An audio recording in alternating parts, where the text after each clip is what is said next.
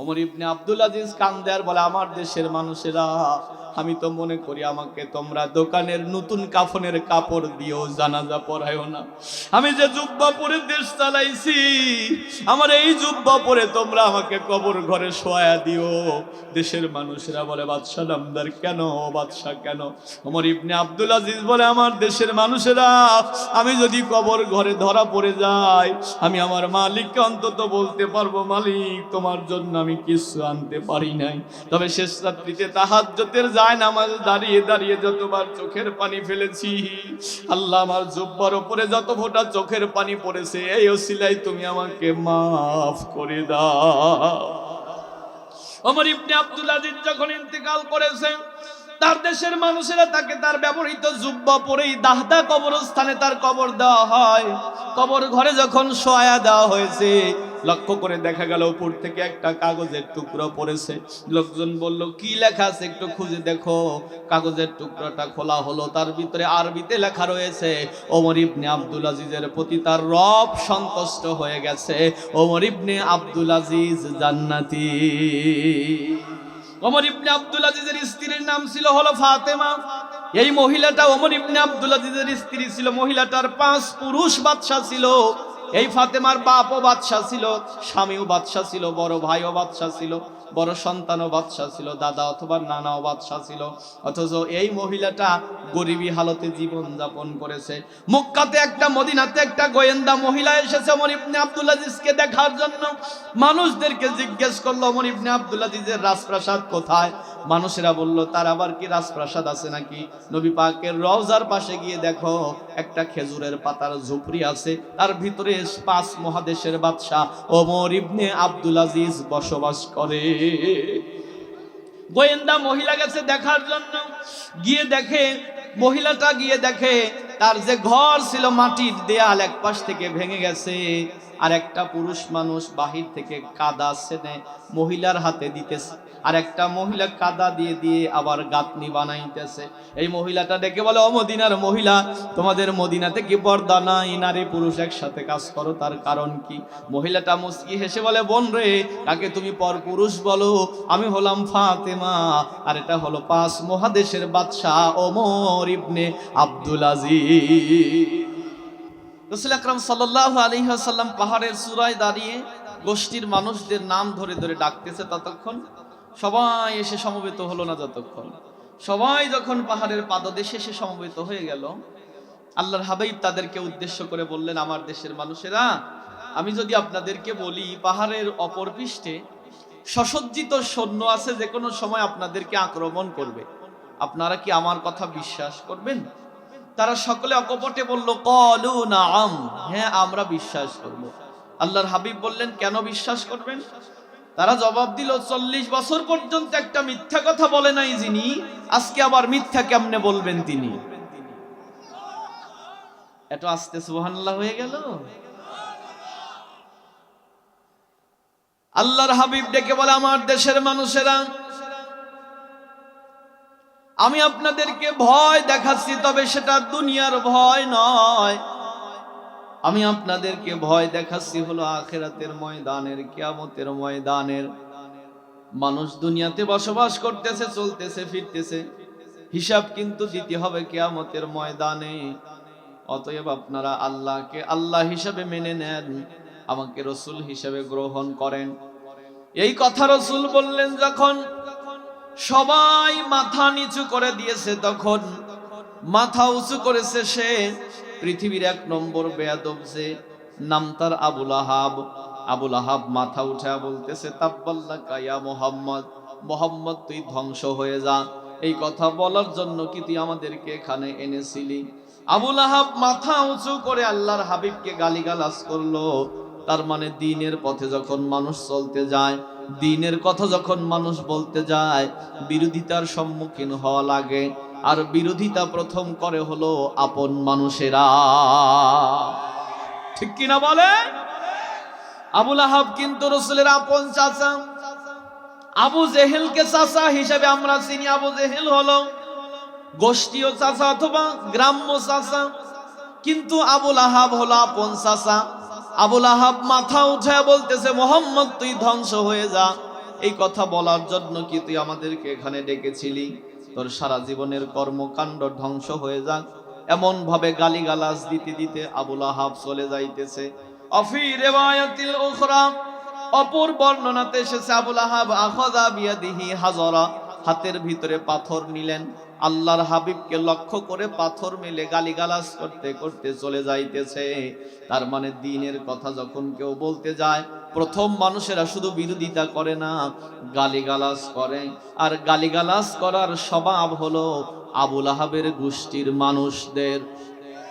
ঠিক কিনা বলে? পৃথিবীতে যারা ইসলামের উপর অত্যাচার করেছে, শুধুমাত্র অত্যাচার করে নাই, প্রথমে গালিগালাজ করেছে। প্রথমে আগে বিশ্রী ভাষায় গালিগালাজ করেছে। অতীত ইতিহাস খুলে দেখেন, সূরা আরাফের 176 নম্বর আয়াতের ভিতরে এসেছে, মুসা নবী যখন দ্বীনের কথা বলতেছে, ফিরাউন মুসা নবীর বিরোধিতা করলো। শুধু বিরোধিতা করে নাই, মুসা নবীকে গালি দেওয়ার জন্য ফিরাউন একটা হুজুর বালা করলো। এই হুজুরটার নাম ছিল বালাম বিন বাওর, যিনি দোয়া করলেও কবুল হয়, বদদোয়া করলেও কবুল হয়। বালাম বিন বাওরকে ফেরাউন ভাড়া করে বলল, শোন, মুসার বিরুদ্ধে বদদোয়া করা লাগবে। বালাম বিন বাওর ভালো করেই জানতো মুসা সাধারণ মানুষ নয়, মুসা অসাধারণ মানুষ। বলল, সবার বিরুদ্ধে বদদোয়া করতে পারি, কিন্তু মুসার বিরুদ্ধে বদদোয়া করতে পারি না। ফেরাউন বলল, বেটা বদদোয়া করবি না মানে কি? যদি বদদোয়া না করস, তোর আপন মানুষদেরকে চাকরি দিয়েছি আমি, তোর আপন মানুষদেরকে সরকারি কর্মকর্তা বানিয়েছি আমি, আর তুই বদদোয়া করবি না? যদি বদদোয়া না করস, গালিগালাজ না করস, আমি ওদের চাকরি খেয়ে ফেলবো। ও চাকরি বাঁচানোর জন্য মুসা নবীর বিরুদ্ধে লেগে পড়েছে। আজও সমাজের অনেক হুজুর মানুষেরা আছে, সরকারি চাকরি করে, চাকরি বাঁচানোর জন্য আলেম ওলামাদেরকে গালি দেয়। আছে না নাই? অনেক আছে, অনেক আছে। সরকারি চাকরি করলে তো তারা সরকারের কাছে জিম্মায় চলে যায়, তারা আলেম ওলামাদেরকে গালিগালাজ করে, অথচ তারাও হুজুর, তারাও ফাজিল পাস, তারাও কামিল পাস, তারাও ভালো ভালো ফলাফল নিয়ে তারা চাকরি নিয়েছে। আছে না নাই? বালাম বিন বাওর বলল, ঠিক আছে, আগামী শনিবারে আমি বদদোয়া করব, বদদোয়া করব, তবে আমার সাথে মানুষেরা হাত তুলে আমিন আমিন বলা লাগবে। পরের দিন শনিবারের দিন মাঠের ভিতরে বালাম বিন বাওর 1000 মানুষ নিয়ে বসে গেল। মুসা নবীর বিরুদ্ধে বদদোয়া করার জন্য হাত তুলেছে, বলতেছে, আল্লাহুম্মা হাল্লিক মুসা। আমার দিকে তাকান, হাল্লিক বলতে গেলে জিহ্বাটা একটু উল্টে যায়, আল্লাহ মুসাকে তুমি ধ্বংস করে দাও। হাল্লিক যখন বলেছে, আল্লাহ জিহ্বাটাকে টান দিয়ে এনে পেটের সাথে লাগিয়ে দিয়েছে। বালাম বিন বাওরের জিহ্বা বের হয়ে গেল, মুখ থেকে রক্ত পড়তে পড়তে দুনিয়া থেকে বিদায় নিয়ে চলে গেল। আল্লাহ শিক্ষা দিতেছে পৃথিবীর আলেম ওলামারে, তোমরা আগে শুনে নাও, চাকরি বাঁচানোর জন্য আর এক হুজুরের পিছনে লাগবা যখন, বালাম বিন বাওরের মতো পরিণতি হবে তখন। আল্লাহ পাক বলেন, ফি রিওয়ায়াতিল উখরা আখাযা বিয়াদিহি হাজারা, হাতের ভিতরে পাথর নিল, আল্লাহর হাবিবের চেহারার দিকে পাথরটা মেরে গালিগালাজ করতে করতে আবুল আহাব চলে যাইতেছে। তাফসীরের ভিতরে এসেছে, পাথরটা নবী পাকের গায়ে লাগে নাই, কারণ আবুল আহাব নবী না চিনলেও পাথর ঠিকই নবী চিনেছে। আমি নবী না চিনিলাম, কি যে ভুল করিলাম, নবী না চিনিলাম, কি যে ভুল করিলাম, ভস্মেটা নিলাম ঘি,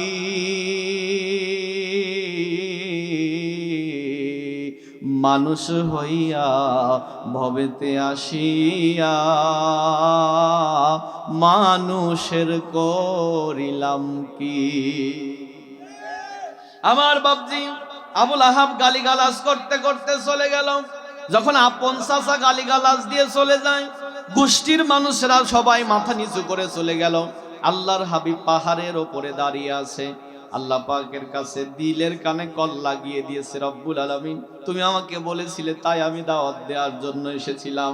আর আমার আপন চাচা আবুল আহাব আমার উপরে ক্ষিপ্ত হয়ে বলে, আমার নাকি সারা দিনের কর্মকাণ্ড, সারা জীবনের কর্মকাণ্ড নষ্ট হয়ে যাক। আল্লাহ, জবাব আমি দিতে পারি নাই। আল্লাহ ডেকে বলে, জিবরাইল কোথায় তুমি? আল্লাহ, আমি তো আপনার আরশের পাশেই আছি। আল্লাহ পাক ডেকে বলে, জিবরাইল যাও যাও, আমার বন্ধুর কাছে গিয়ে বলো, আমার বন্ধুর একটা ন্যানো সেকেন্ডও ধ্বংস হবে না, বরং ধ্বংস হয়ে গেছে। তাব্বাত ইয়াদা আবি লাহাবি ওয়া তাব, ধ্বংস হয়ে গেছে আবুল আহাবের দুই হাত। জোরে বলেন সুবহানাল্লাহ। আল্লাহ পাক বলেন, তাব্বাত, ধ্বংস হয়ে গেছে, ইয়াদা, দুই হাত, আবি লাহাব, আবু লাহাবের। বলেন সুবহানাল্লাহ। ওয়া তাব, এমন ধ্বংস হওয়া হয়েছে, দুনিয়ার মানুষের হাত ভাঙলে সেটা অর্থোপেডিক ডাক্তার দ্বারা চিকিৎসা করলে হাত জোড়া লাগানো যায়। আল্লাহর ভাঙ্গা বড় শক্ত ভাঙ্গা। আল্লাহ যদি কাউকে ভেঙে দেয়, জোড়া লাগবে না। আল্লাহ পাক বলেন, আবু লাহাবের দুই হাত ধ্বংস হয়ে গেছে। আল্লাহর হাবিব বললেন, তাব্বাত ইয়াদা আবি লাহাবি ওয়া তাব, ধ্বংস হয়ে গেছে আবু লাহাবের দুই হাত। সাহাবায়ে কেরাম বলে, নবীজি এই কথাটাকে আমরা জানিয়ে দেব? নবীজি বললেন, হ্যাঁ জানিয়ে দাও। এই কথাটা সকাল থেকে বিকেলের মধ্যে চতুর্দিকে ছড়িয়ে গেছে।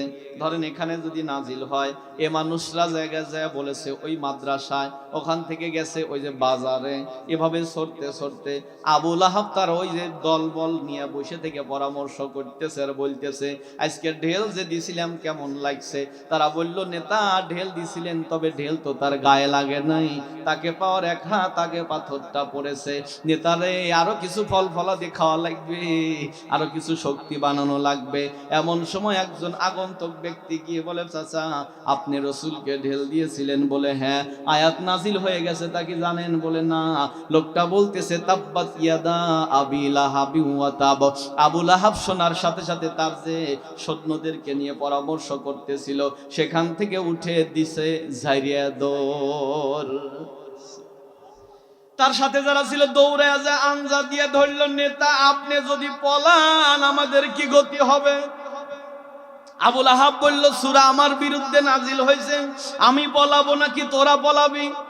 তারা ডেকে বলল, নেতাজি আপনি কি মুহাম্মদকে নবী হিসেবে মানেন? বলে প্রশ্নই ওঠে না। মুহাম্মদের খোদাকে কি খোদা হিসেবে মানেন? বলে তাও না। তারা ডেকে বলে, নেতারে আপনি যেহেতু মুহাম্মদকে নবী হিসেবে মানেন না, মুহাম্মদের খোদাকেও খোদা হিসেবে মানেন না, মুহাম্মদ যা খুশি তাই বলুক, মুহাম্মদের খোদায় যা খুশি তাই বলুক, এতে ভয় পাওয়ার কি আছে? আবু লাহাব চিৎকার দিয়ে বলে, মুহাম্মদকেও আমি নবী মানি না, মুহাম্মদের খোদাকেও আমি খোদা মানি না, তবে আমি লক্ষ্য করে দেখেছি রে, মুহাম্মদের খোদায় যা কয় তা হয়। ফান্দে পড়িয়া বগা কান্দে রে। কথা কি বুঝতেছে? আবু লাহাব বলতেছে, মুহাম্মদের খোদায় যা কয়, কথা কয় না তাই হয়। আমি খোদা মানি না, তবে আমি খেয়াল করে দেখেছি মুহাম্মদের খোদায় যা কয় তাই হয়। আল্লাহু আকবার। এবার চলে গেলাম, তাহলে মুহাম্মদের খোদায় কি বলেছে আমরা শুনি। আল্লাহ পাক বলেন, তাব্বাত ইয়াদা আবি লাহাবি ওয়া তাব। এখানে অনেক আলেম ওলামারা বসে আছে, আমি দেখতেছি। মাদ্রাসাতে অনেকজন গিয়েছিল, এখানে অধিকাংশের ভিতরে মাঝে মাঝে আলেম ওলামারা বসে আছে। আমার কথা তারা ভালো বুঝতে পারবে। আলেমদের মাঝে কথা বলতে আমার আরো একটু মজা লাগে। আল্লাহ বলেছে তাব্বাত, এটা হলো মাজির সিগা। আল্লাহ পাক বলেন ইয়াদা, মূলত শব্দটা ছিল ইয়াদানে। ইয়াদানে শব্দের অর্থ হলো দুই হাত, ইয়াদুন মানে হাত, ইয়াদানে অর্থ হলো, ইয়াদানি অর্থ হলো দুই হাত। ইয়াদানি শব্দটা আবু লাহাব শব্দের সাথে ইদফাত, অর্থাৎ মুজফ মুজাইফ ইলাই হওয়ার কারণে তাসনিয়ার নুনটা বিলুপ্ত হয়ে গেছে। শব্দটা রয়েছে ইয়াদা, একালিফ টান, মানে ধ্বংস হয়ে গেছে আবু লাহাবের দুই হাত। জোরে বলেন কয় হাত? এবার প্রশ্ন আপনাদের কাছে, আবু লাহাবের দুই হাত ধ্বংস হয়েছে, অথচ আবু লাহাব দৌড় দিয়েছে, আর আবু লাহাব পাথর মেরেছিল কয় হাত দিয়ে? আরো আস্তে কন। আল্লাহ বলেছে আবু লাহাবের ধ্বংস হয়ে গেছে কয় হাত? এটাকে আরবিতে আবার বলা হয় মাজাজ মুরসাল, মানে আল্লাহ শব্দ ব্যবহার করে অল্প কিন্তু অর্থ দেয় অনেক। আল্লাহ পাক বলেন আবুল আহাবের দুই হাতের ভিতরে কি আছে জানো? আবুল আহাবের তোমরা দেখতেছো দুই হাত, আল্লাহ পাক বুঝিয়েছেন 6 হাত। জোরে বলেন সুবহানাল্লাহ। আবুল আহাবের ডাইন হাত শেষ, বাম হাত শেষ, দুনিয়াও শেষ, আখিরাতও শেষ, ছেলে মেয়ে বউও শেষ, সম্পদও শেষ। যার ডাইন হাত নাই, বাম হাত নাই, দুনিয়া নাই, আখিরাত নাই, ছেলে মেয়ে বউও নাই, সম্পদও নাই, তার আছে কি? কথা কয় না, আছে কি? আবুল আহাব কি আরবি বোঝে না? বোঝে না। এবার আপনাদের কাছে আরো একটা প্রশ্ন করি, ময়মনসিংহবাসী, দেখি জবাব দেন। আবুল আহাব পাথর মেরেছিল কয় হাত দিয়ে? আর আল্লাহ বলতেছে ধ্বংস হয়েছে কয় হাত? পাথর মারলো 1 হাত দিয়ে, আল্লাহ 2 হাতের বিরুদ্ধে কেন বদদোয়া দিলেন? একটা কথা বুঝবেন, ডান হাত কিছুই পারে না বাম হাতের সহযোগিতা ছাড়া। বলার ডান হাত দিয়ে বল করে যখন, বাম হাত নাড়াচাড়া দিয়ে সহযোগিতা করে তখন। আবুল আহাব যখন 1 হাত দিয়ে পাথর মেরেছে, আর 1 হাত নাড়াচাড়া দিয়ে তাকে সহযোগিতা করেছে, আল্লাহ বলেছে ডান হাতও শেষ, বাম হাতও শেষ। আজও আলেম ওলামাদের পিছনে যারা লাগে, আলেম ওলামাদের বিরুদ্ধে যারা কথা বলে, এরা হলো আবুল আহাবের ডান হাত। আর গোপনে গোপনে থানায় ফোন দিয়া যারা যোগাযোগ করে দেয় আর তথ্য দেয়, এরা হলো আবুল আহাবের বাম হাত। আল্লাহ বলে ডান হাতও শেষ, বাম হাতও শেষ। আছে না নাই? শান্তিতে আমরা ঘুমাতে পর্যন্ত পারিনি। মাহফিল করেছি এক জায়গায়, গাড়ি গেছে একদিকে, আমরা গেছি আরেক দিকে। সভাপতির বাড়ি তল্লাশি, মাহফিল কমিটির বাড়িতে এসে তল্লাশি, তারপরেও বলতো যে বক্তা এই কোনাইছে রাস্তা দিয়ে গেছে। এই খবরটা দিল কারা? আমাদের দলের ভিতর থেকে এক দল, এরা গোপনে ফোন করেছে। আল্লাহ বলে আবুল আহাবের ডান হাতও শেষ, বাম হাতও। কথা কি বুঝতেছে? আল্লাহ পাক বলেন আবুল আহাবের 2 হাত শেষ হয়ে গেছে, ধ্বংস হয়ে গেছে। আমি আপনাদেরকে বুঝাতে চাই বন্ধু, আমরা কিন্তু বাপের কথা বলি না, আমরা কিন্তু বাপ দাদার কথা বলি না, কোরআন হাদিসের কথা বলতে আসি, কোরআন হাদিস থেকে সরাসরি কথা বলি। তারপরেও যারা আমাদের কথার বিরুদ্ধে মত প্রকাশ করবে, বিরুদ্ধে যাবে, বোঝা যাবে তার ভিতরে সমস্যা আছে। আছে না নাই? আজও বাংলাদেশে চুলকানি এক দলের হয়েছে, এই বাউল মার্কা ফাউলদেরকে নিয়ে। মুসলমানরা আবার এদের পক্ষে কথা বলে, ওরা নামধারী মুসলমান, আসলে ওদের মুসলমানিত্ব বলতে কোনো কিছুই না। দেশ আজকে কোন দিকে যাচ্ছে আপনি হিসাব করেছেন? সময় এসেছে নিজেকে পরিবর্তন করা। খারাপ লাগতেছে আপনাদের? আমার বাপজি চলেন সামনের দিকে যাই। আল্লাহ পাক বললেন তাব্বাত ইয়াদা আবি লাহাবি ওয়া তাব, আবুল আহাবের ধ্বংস হয়ে গেছে 2 হাত। আল্লাহ পাক বলেছেন 2 হাত, কিন্তু ভিতরে আছে কয় হাত? 6 হাত। আল্লাহ পাক বলেন আবুল আহাবের ডান হাত শেষ, বাম হাত শেষ, দুনিয়াও শেষ, আখিরাতও শেষ। আবুল আহাব শুনে দৌড় দিয়েছে বাড়ির দিকে। মনে কি আছে? বাড়িতে যে আবুল আহাব কাঁসা দিয়েছে, আপনারা কি কাঁসা বোঝেন? বোঝে না? কাঁসা বোঝেন না? মানে এই যে লুঙ্গি উঁচা করে যেটা বাঁধে, এটাকে আমাদের সিরাজগঞ্জের ভাষায় কাঁসা বলে। আপনারা কি বলেন? আবুল আহাব বাড়ি যায় কাঁসা দিয়ে সন্তানদেরকে বলতেছে, ছেলেরা তোদের সাথে আমার সম্পর্ক নাই। ছেলেরা বলল আব্বা কেন? বলে মোহাম্মদ আমার বিরুদ্ধে সূরা নাজিল করছে, আমার বিরুদ্ধে কবিতা বলতেছে। আবুল আহাবের 3টা সন্তান, উতবা, উতাইবা আর মাতাব। 3 সন্তানের ভিতরে বড়টার মেজোটা বুঝতে পেরেছে আব্বা পাগলা টাইপের। তারপরে আবার পাতলা মেধার অধিকারী, এই বাপের কথায় নড়াচড়া করা যাবে না। কিন্তু ছোট যেগুলো হয়, এগুলো অধিকাংশ সময় পাতলা টাইপের হয়। এই ছোটটা লাফাইতেছে আর বলতেছে কোন দিকে গেছে মোহাম্মদ, কোন দিকে গেছে মোহাম্মদ, আমাকে বলেন। জাহিলি যুগে আবুল আহাবের 2টা সন্তানের সাথে আল্লাহর হাবিবের 2টা কন্যা সন্তানের বিবাহ হয়েছিল। উতবার সাথে বিবাহ হয়েছিল রুকাইয়ার, আর উতাইবার সাথে বিবাহ হয়েছিল উম্মে কুলসুমের। আবুল আহাবের সন্তান একথা শুনে দৌড় দিয়েছে আল্লাহর হাবিবের বাড়ির দিকে। উতাইবা এক দৌড়ে নবী পাকের বাড়িতে গিয়ে বলে মোহাম্মদ তুই কোথায়, বের হ। আল্লাহর হাবিব যখন বের হলেন, উতাইবা আল্লাহর হাবিবকে বিশ্রী ভাষায় গালিগালাজ করতেছে।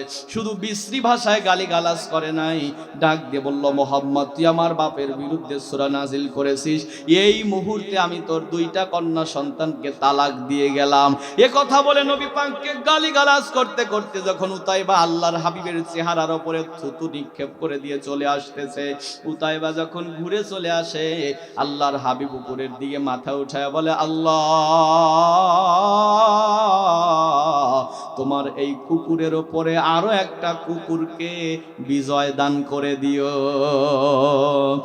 বনে বাবলা গাছের কষ লেগেছে, বাবলা গাছের কষ লেগেছে, উঠবে কি আর সাবানে, মনের ময়লা যাবে কেমনে ও গুরু, মনের ময়লা যাবে কেমনে। খাজলত যায় না রে ধুইলে, স্বভাব যায় না রে মরলে, সুসর গায়ের গন্ধ যায় কি গোলাপ জল দিলে। সুসা মানে হলো সিকা, কথা বলছে না। আবুল আহাবের সন্তান যেটা গেছে এটা হলো সিকা। রসুল দেখলেন যদি সিকের গায়ে হাত দেয়, হাত দিয়া গন্ধ বের হবে। উপরের দিকে মাথা উঠায় বললেন, আল্লাহ তুমি তোমার একটা কুকুরকে এই কুকুরের ওপর বিজয় দান করে দিও। আল্লাহু আকবার। পাগলাটা দৌড়ে বাড়ি চলে এসেছে, আব্বাকে ডেকে বলে, আব্বা জান তাড়াতাড়ি রাগ থামান। কেন কি হয়েছে? বলে, মাত্র আমি গিয়েছিলাম মুহাম্মদের বাড়িতে, গালিগালাজ করেছি, মুখের উপরে থুতু নিক্ষেপ করে চলে এসেছি। আবুল আহাবের স্ত্রী জামিলা, উম্মে জামিলা ডেকে বলে, বেটা মুহাম্মদকে যে থুতু নিক্ষেপ করে আসলাম, মুহাম্মদ কি তোমাকে কিছু বলেছে? ডেকে বলে, আম্মা জান আমি যখন মুহাম্মদের মুখের উপরে থুতু মেরেছি, মুহাম্মদ উপরের দিকে মাথা উঠায়া বলেছে, আল্লাহ তুমি একটা কুকুর দ্বারা এই কুকুরের উপরে বিজয় দান করে দিও। উম্মে জামিলা কান্দে আর বলে, বেটারে এই জায়গায় তো ভয় হয়, কারণ মুহাম্মদ যা কয় তা হয়। মাত্র আবুল আহাব বলছে মুহাম্মদের খোদায় যা কয় তাই হয়। এখন তার স্ত্রী বলতেছে মুহাম্মদ যা কয়। আল্লাহ পাক পরবর্তী আয়াতে আমরা চলে গেলাম, মা আগনা আনহু মালুহু ওমা কাসাব। আল্লাহ পাক বলেন, আবুল আহাবের যে সম্পদ আছে, যে সন্তানাদি আছে, সবগুলো ধ্বংস হয়ে গেছে। বলেন সুবহানাল্লাহ। কেমনে ধ্বংস হয়েছে দেখেন। কাসাব দ্বারা আল্লাহ পাক ওই সম্পদকে বোঝায় যেই সম্পদ মানুষ অস্থায়ী সময়ে অসময়ে ব্যবহার করে। তার মানে অসময়ে মানুষ সন্তানদের কাছে যায়, সন্তানেরা বাবা মার খেদমত করে। আল্লাহ পাক বলেন আবুল আহাবের সন্তানগুলোও ধ্বংস হয়ে যাবে। এবার চলেন কিভাবে ধ্বংস হলো। আবুল আহাব ব্যবসা করার জন্য সিরিয়াতে গেল, বলে যাওয়ার সময় কয় তাহলে আমার ছেলেটাকে নিয়ে যায়, কারণ সবে মাত্র বউ ছেড়ে দিছে, ওই দেশে নেওয়া লাগবে, মুহাম্মদের বদদোয়া আছে, এ দেশে থাকা যাবে না। উতাইবাকে সাথে নিয়ে সিরিয়াতে যখন চলে গেছে, সিরিয়ার মানুষেরা এসে বলে, নেতাজি আপনি তো জীবনে ব্যবসা করার জন্য অনেকবার এসেছিলেন, কিন্তু আমরা দেখেছি যতবার এসেছেন ভালো ফলাফল পেয়েছেন। এবার যখন আপনি কাকে যেন সাথে নিয়ে এসেছেন, আপনি গ্রামের ভিতরে ঢোকেন আর আশেপাশের গ্রামের হন্যা কুত্তাগুলো গ্রামের দিকে আসে। তার মানে বোঝা গেল নবীজির দোয়া কবুল হয়ে গেছে। আবুল আহাব বলল, ভাই একটা রাত্রি আমরা থাকতে চাই, এই রাত্রিটা থেকে আমরা সকালবেলা উঠে চলে যাব। বলে ঠিক আছে থাকেন। ওই রাত্রিতে থাকার সময় বলতেছে, আমার সৈন্যরা তোমরা শোনো, আমার সন্তানটাকে মাঝখানে শোয়া তোমরা চতুর্পাশে শুয়ে থাকো, কারণ ছেলে আমার মুহাম্মদের বদদোয়া নিয়েছে, যদি মুহাম্মদের বদদোয়া কবুল হয় ছেলেকে বাঁচানো সম্ভব হবে না। আবুল আহাবের সন্তানকে মাঝে দিয়া সবগুলো যখন চতুর্পাশে শুয়েছে, আল্লাহ পাক রাত্রিবেলাতে একটা হিংস্র কুকুর অথবা বাঘকে বললেন, কুকুর রে তুমি যাও, ওই যে সবার ভিতরে যে উতাইবা শুয়ে আছে, উতাইবার শরীরের গ্রাণ তোমার নাকের সাথে লাগায় দিলাম, তুমি যা উতাইবার কলিজাটা ছিঁড়ে, বুকটা ছিঁড়ে কলিজাটা বের করে নিয়ে এসো, আমি দেখব কত বড় কলিজা হয়েছে। ও আমার নবীর বিরুদ্ধে দাঁড়িয়ে গিয়েছিল। আল্লাহু আকবার। উতাইবা শুয়ে আছে, চতুর্পাশে আবুল আহাবের সৈন্য দ্বারা বেষ্টিত। রাত্রি যখন গভীর হয়ে গেল, আল্লাহ পাক সবাইকে ঘুম দান করলেন। হিংস্র একটা কুকুরকে বললেন, কুকুর রে তুমি যাও, তাড়াতাড়ি গিয়ে আবুল আহাবের সন্তান উতাইবার কলিজাটা বের করে নিয়ে এসো। কুকুরটা মাঝখানে দিয়ে হাঁটাহাঁটি করে, খুঁজে পায় না। নাকের গ্রানের সাথে যখন উতাইবার শরীরের গ্রান মিলে গেল, খপ করে ধরেছে, বুকটা টান দিয়ে ফিরে এই ভিতর থেকে কলিজাটা যখন কামড় দিয়ে বের করেছে, উতাইবা বলতেছে, আব্বা আমাকে বাঁচান। আবুল আহাব লাফ দিয়ে উঠে দেখে উতাইবা মারা গেছে, কলিজাটা কুকুরে কামড় দিয়ে নিয়ে যায়। বেয়াদবি করেছে কার সাথে? আপনাদের খারাপ লাগতেছে? আমার কথা বুঝতেছেন না? বেয়াদবি করেছে কার সাথে? উতাইবার সন্তান, যখন আবুল আহাবের সন্তান উতাইবা মারা গেল, সকালবেলা আবুল আহাব বাড়ি ফিরে চলে এসেছে। চল যাই বাড়িতে, যা মোহাম্মদের 12টা বাজাবো। পরের দিন বাড়িতে আসার পরে আবুল আহাবের স্ত্রী উম্মে জামিলা, এই মহিলাটা মাছ দাও চেনেন কিনা আপনারা? যে দাও দিয়ে মা বোনেরা মাছ কাটে, আমাদের গ্রাম্য ভাষায় বলে বটি দাও অথবা মাছ দাও। আপনারা কি বলেন? এই মাছ দাও হাতে নিয়ে মহিলা মক্কার অলিতে গলিতে ঘুরতেছে আর বলতেছে, মোহাম্মদের খোদাকে তো আর পাবো না, তবে মোহাম্মদকে যেখানে পাবো কল্লা নামায়া ফেলবো। এরকম মহিলা কি সমাজে নাই রে? আছে না? আল্লাহর হাবিবকে মারার জন্য উম্মে জামিলা রাস্তা দিয়ে দিয়ে ঘুরে আর বলে, এই মোহাম্মদকে দেখছাও নাকি? মোহাম্মদের খোদাকে তো আর পাবো না, মোহাম্মদকে যেখানে পাবো কল্লা নামায়া ফেলবো। এরকম করে করে ঘুরতেছে। আল্লাহর হাবিব সাহাবীদেরকে নিয়ে আসতেছে। সাহাবায়ে কেরাম বললেন, ইয়া রাসূলুল্লাহ, ওই যে আপনার চাচি আসতেছে, আপনার চাচি বলেছে আপনাকে যেখানে পাবে সেখানে কল্লা নামায়া ফেলবে। ওগো নবীজি, আপনার চাচি আসতেছে, আপনি একটু পালায়া যান। আল্লাহর হাবিব বললেন, সাহাবীরা, আমি একা নই, আমার সাথে আছে আমার আল্লাহ। যারা আল্লাহর পথে চলে, আল্লাহর কথা বলে, আল্লাহকে ভালোবেসে সপেছে জীবন, তাদের কিসের ভয়, কে করে পরাজয়, শহীদি তামান্নাতে নাচে তার মন। হাসনা হেনার গ্রানে ভোলে না হৃদয় তার, কালেমার মেষ মাখা হৃদয় রয়েছে যার, সব পিছু টান ভুলে জিহাদের পথে চলে, সে তো তার ঈমান বলে। যারা আল্লাহর পথে চলে, আল্লাহর কথা বলে, আল্লাহকে ভালোবেসে সপেছে জীবন, তাদের কিসের ভয়, কে করে পরাজয়, শহীদি তামান্নাতে নাচে তার মন। ঠিক কিনা বলে? আল্লাহর হাবিব ডেকে বললেন, সাহাবীরা, আমি একা নয়, আমার সাথে আছে আমার আল্লাহ। মহিলাটা দাও নিয়ে যখন সামনাসামনি পড়ে গেছে, সাহাবায়ে কেরাম বললেন, নবীজি, আপনি বিকল্প কোন রাস্তা দিয়ে চলে যান। আল্লাহর হাবিব বললেন, সাহাবীরা, তোমরা পিছনে এসে আমাকে সামনে যেতে দাও। নবী আমার যখন উম্মে জামিলার সামনে দিয়ে যায়, আল্লাহ মাঝখান দিয়ে পর্দা ফেলে দিয়েছে। উম্মে জামিলা আল্লাহর হাবিবকে বলতেছে, গেদা, মোহাম্মদকে দেখছাও নাকি? ওকে তো কল্লা কাটার জন্য ঘুরতেছি, দেখছাও? বিকেল যতই হচ্ছে উম্মে জামিলার রাগ তত বাড়তেছে না কমতেছে? আরো আস্তে কোন বাড়তেছে না কমতেছে? মহিলা মানুষের জেদ, এটা মহিলা মানুষের সংসার নষ্ট করার জন্য দায়ী। আমার বন্ধুরা, আল্লাহর রাসূল বলেন, মহিলাদের 3টা বদ অভ্যাস যদি থাকে, মহিলা কোনোদিন স্বামীর সংসারে টিকতে পারবে না। এর মধ্যে একটা হলো জিদ ধরে থাকা। স্বামীর সাথে একটু কথা হয়েছে, কথা কাটাকাটি হয়েছে, মুখের ভিতরে বাতাস নিয়ে কথা কয় না। কিসের সপ্তাহ যায়, রাত যায়, দিন যায়, কথা বলে না। আবার অনেকে আছে কথা এমন বলে, স্বামীর মুখে মুখে তর্ক করে, আছে না নাই? আল্লাহর হাবিব বলেন, যেদি মহিলারা কোনোদিন স্বামীর সংসার করতে পারে না, সংসার নষ্ট হয় শুধুমাত্র মহিলাদের জেদের কারণে।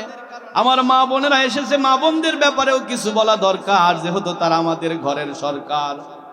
কথা কয় না।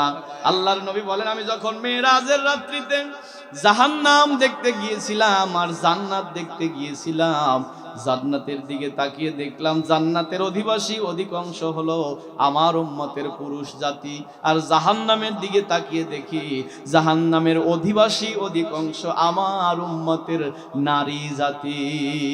আমি জিজ্ঞেস করলাম, জিবরাইল ভাই এরা কারা যারা জাহান্নামের মধ্যে জ্বলতেছে? জিবরাইল আমিন ডেকে বললেন, ইয়া রাসূলুল্লাহ, ইয়া হাবিবাল্লাহ সাল্লাল্লাহু আলাইহি ওয়াসাল্লাম, আপনার উম্মতের মধ্যে যে নারীদের ভিতরে 6টা বদ অভ্যাস ছিল, 6টা দোষ যে নারীর ভিতরে ছিল, ও নারী সরাসরি জাহান্নামের মধ্যে চলে গেছে। মুসলিম শরীফের হাদিস, নবীজি বলেন প্রথম নম্বরে হলো ওই নারী যে নারী মাথার চুল খোলা রেখেছে স্বামী ব্যতীত অপর কারো জন্য। মেয়েদের মাথার চুল এটা স্বামী ব্যতীত অপর কাউকে দেখানো জায়েজ নাই, এমনকি সাবালেকা মেয়ের মাথার চুল আপন বাপও দেখা জায়েজ নাই। কথা কি বুঝেছেন? আমি আমার মা বোনদেরকে বলবো, মায়েরা মেয়েদের মাথার চুল যদি পরপুরুষ দেখে, আল্লাহর হাবিব বলেছেন যতগুলো চুল দেখেছে কবর ঘরে ততগুলো সাপ দেওয়া হবে। আর মেয়েদের মাথার চুল যদি স্বামীকে দেখায় খুশি করতে পারে, স্বামী যতগুলো চুল দেখেছে আল্লাহর হাবিব বলেন ততগুলো সওয়াব আল্লাহ তার আমল নামায় লিখে দেয়। আমি মাঝে মাঝে বলি কথাটা, আমি তখন ফাজিল পাশও করি নাই, মৌলানা পাশও করি নাই, তার আগে থেকে আমি কথা বলি কোরআনের ময়দানে। কথা বলার জন্য গিয়েছিলাম সৈয়দপুরে, একটা হিন্দু অধ্যুষিত এলাকা, মাঝে মসজিদ আছে, মানে কিছু মুসলমানেরা আছে, মিস্ত্রি পাড়া বলে এলাকাটাকে। আমি মাহফিল করে তখন গাড়ি ছিল না, রাত্রিবেলা সেখানে ছিলাম। সকালবেলা যখন বাড়ির ওপর দিয়ে আমাকে নিয়ে আসতেছে, হিন্দু বাড়ির ওপর দিয়ে নিয়ে আসতেছে, শীতের দিনে হিন্দু মহিলারা আপনার ঘরের চৌকাটের ওপরে অথবা সিঁড়ির ওপরে বসে রোদ পোহাতে ছিল। আমাকে দেখার পরে একজন আরেকজনকে বলতেছে, ওই যে হুজুর আসতেছে, যে হুজুর গত রাতে ওয়াজ করছে, দুইজন ওইটা ঘরে গেছে, দুইজন মাথায় কাপড় দিছে। এটা হলো হিন্দু বাড়ির দৃশ্য আমি বলতেছি। আর আজকে অনেক মুসলমান বাড়ির ওপর দিয়ে হাঁটতে গেলেও চোখ রাখা যায় না, মাথায় যদি কাপড় থাকে টান দিয়া মনে হয় ফেলে দেয়, হুজুর যেন চুল দেখে দোয়া করিয়া যায়। ভুল বললাম?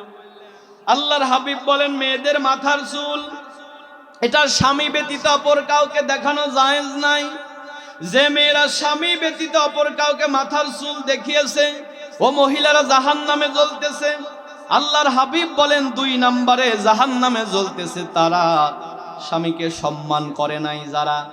নবী আমার পাহাড়ের পাদদেশ দিয়ে যাচ্ছে, একটা উষ্ট্রী মহিলা উট নবী পাকের পায়ে কদমে এসে সেজদায় পড়ে গেল। সাহাবায়ে কেরাম বলে, ইয়া রাসূলুল্লাহ, আপনি আমাদেরকে যদি অনুমতি দেন আমরাও আপনার পায়ে সেজদায় লুটিয়ে পড়ব। আল্লাহর হাবিব বললেন, না সাহাবীরা, আমার পায়ে সেজদা দিতে হবে না। লাউ আমারতু আহাদান আইয়াসজুদ আলি আহাদিন, আমার শরীয়তে যদি আল্লাহ ব্যতীত আর কাউকে সেজদা করার অনুমতি থাকতো, আমি বলতাম প্রতিটা নারী যেন তার স্বামীকে সেজদা করে। তার মানে স্বামীর এত দাম। নবীজি বলেছেন স্বামীর সাথে যদি ভালো আচরণ করতে পারে ওই মহিলাটা জান্নাতে চলে যাবে। আর স্বামীর সাথে যদি আচরণ ভালো না হয়, স্বামীর কাছে যদি ভালো না হতে পারে, ওই মহিলাটা জান্নাতে যাওয়ার ব্যবধান হয়ে যাবে। আল্লাহর হাবিব যখন ফাতেমাকে বিবাহ দিচ্ছিলেন ডেকে বললেন, মা আমি তোমার বাবা হয়ে তোমাকে এমন ঘরে বিবাহ দিচ্ছি যার বাড়ি নাই ঘর নাই, ভিতরে ঈমান আছে। যদি সুখের দিনের সুখটা তার সাথে পার করতে পারো, দুঃখের দিনেও যদি পাশে থাকতে পারো, তুমি মরতে দেরি হবে, আমি নবীর পাশের জান্নাতে যেতে দেরি হবে না। এমা ফাতেমা, তোমাকে 2টা নসিহত করি। 1 নাম্বার, আমার আলী যেন কোনোদিন তোমাকে 2 ডাক দেওয়া না লাগে। 1 ডাক দেওয়ার সাথে সাথে দরজা খুলে দিও, মানে স্বামীর প্রতি এতটা যত্নশীল থেকো। কারণ মা ফাতেমা শোনো, তাম পৃথিবীর সবাই যদি বলে ফাতেমা ভালো ছিল, আলী যদি বলে না আমার কাছে না, দুনিয়ার কারো কথার দাম নাই, আলীর কথার দাম।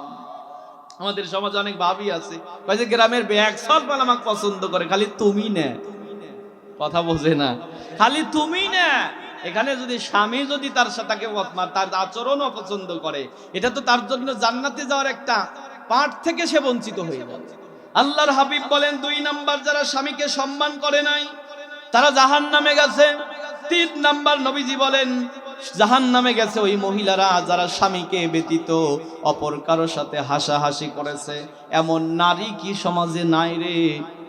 কথা কয় না, আছে না নাই? স্বামী বাড়িতে এসেছে, মুখ বাঁকা করে বসে আছে, স্বামী বাড়ি নাই, দেবরের সাথে হেসে হেসে কথা বলতেছে। এমন মানুষ কি সমাজে নাই? আবার অনেকে আছে, আমার মা বোনদেরকে বলবো এই স্বভাবটা পরিহার করা। চতুর্থ নাম্বার, জাহান্নামে গেছে তারা অপবিত্রতা থেকে পবিত্রতার খবর রাখে নাই যারা। আল্লাহর হাবিব বলেন, মেয়েদের নির্ধারিত কিছু দিন আছে যখন নামাজ মাপ হয়ে যায়। সব বয়সের মানুষ আছে, সব কথা আমি বলবো না, বুঝে নিতে হবে। নবীজি বলেন, যখন থেকে নামাজ ফরজ হয়ে যায় ওই ওয়াক্ত থেকে নামাজ পড়তে হবে। গাফিলতি করে যদি কেউ নামাজকে কাজা করে, নামাজকে বাদ দিয়ে দেয়, আবার স্বামীর হক আছে, হিসাবটাও তার মাথায় না থাকে, কিয়ামতের ময়দানে ওই মহিলা জাহান্নামে চলে যাবে, কারণ অপবিত্রতা থেকে পবিত্রতার খবর সে রাখে নাই। পঞ্চম নাম্বার হলো, জাহান্নামে গেছে তারা বেশি বেশি কসম কেটেছে যারা। আমার মা বোনদের ভিতরে এই স্বভাব আছে না নাই? এই ছেলের মাথায় হাত দিয়ে কসম কাটে, মাটিতে হাত দিয়ে কসম কাটে, কাপড়ে হাত দিয়ে কসম কাটে। আল্লাহর হাবিব বলেন, যারা বেশি কসম কাটে তারা বেশি মিথ্যা কথা বলে। নবীজি বলেন, আল্লাহ ব্যতীত আর কারো নামে কসম কাটা জায়েজ নাই। যদি কসম কাটতেই হয় আল্লাহর নামে কাটবে, আর যে কসমটা কাটবে অবশ্যই সেটা রক্ষা করতে হবে, নইলে তুমি মুনাফিকের কাতারে চলে যাবে, আর এ কারণে জাহান্নামের মধ্যে জ্বলা লাগতে পারে। ষষ্ঠ নাম্বার হলো জাহান্নামে গেছে তারা অপরের সুখ দেখে জ্বলেছে যারা। এই স্বভাব আমাদের আছে না নাই? এটা মহিলা মানুষ বলেন আর পুরুষ মানুষ বলেন, সবার ভিতরে এই রোগটা আছে। আর একজনের সুখ দেখলে ভিতরে জ্বালা পোড়া শুরু হয়ে যায়। নবীজি বলেন, আল্লাহ পাক বান্দার মাথার ওপরে তার রহমতের হাত রাখে ততক্ষণ, বান্দা তার হাতটা অপর ভাইয়ের ওপরে রাখে যতক্ষণ, মানে বান্দা অপর ভাইয়ের কল্যাণ যতক্ষণ করার চেষ্টা করে, আল্লাহ ততক্ষণ বান্দার মঙ্গল করার চেষ্টা করে। আল্লাহ আমাদেরকে বোঝার তৌফিক দান করুক, আমরা পড়ি আমিন। খারাপ লাগতেছে না তো? তাহলে চলেন কাম টু মেইন পয়েন্ট। বিকেল যতই হয় মহিলার জেদ ততই বাড়তে লাগে। বিকেল হয়ে গেছে, মোহাম্মদকে খুঁজে পায় না। শয়তান এসে বুদ্ধি দিল, খুঁজে পাবি না, মারার একটা বুদ্ধি আছে। বলে, কি বুদ্ধি? তুই জঙ্গলে যা, কাটা কাইটা আইনে রাখ। সকালবেলা যখন মোহাম্মদ নামাজ পড়তে যাবে ওই রাস্তার মধ্যে কাটা বিছিয়ে দিবি। যখন যেতে নিবে পায়ের ভিতরে কাটা ফুটবে, দৌড় দিতে পারবে না, তুই পিছন থেকে যায় কোপা শামসু করিয়ে দিবি। মহিলা শয়তানের কথা বুঝেছে। জঙ্গলে যেদি মহিলা রাগের মাথায় কাটা কাটতেছে, একটা করে কোপ দিয়ে আপনার একটা করে ডাল নামাইতেছে, কাটার ডাল। বিকেল হয়ে গেছে, অনেকগুলো ডাল কেটেছে, চিন্তা করতেছে নেব কেমনে। আল্লাহ বলে, নিবে কেমনে? ও চিন্তা করে নিবে কেমনে, আর আমি বলি ও মরবে কেমনে।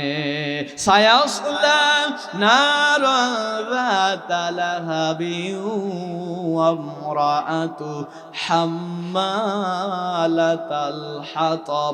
আল্লাহ পাক বলেন, আবু লাহাবের বড় মরার সময় এসে গেছে। মরবে কেমনে জানো? খেজুরের পাতার পাকানো রশিতে। কেমনে মহিলাটা মরেছে জানেন? মহিলাটা এই বোঝা বেঁধেছে। কি দিয়ে বোঝা বাঁধবে? খেজুরের পাতা দিয়ে পাতা পাকিয়ে পাকিয়ে রশি বানিয়েছে।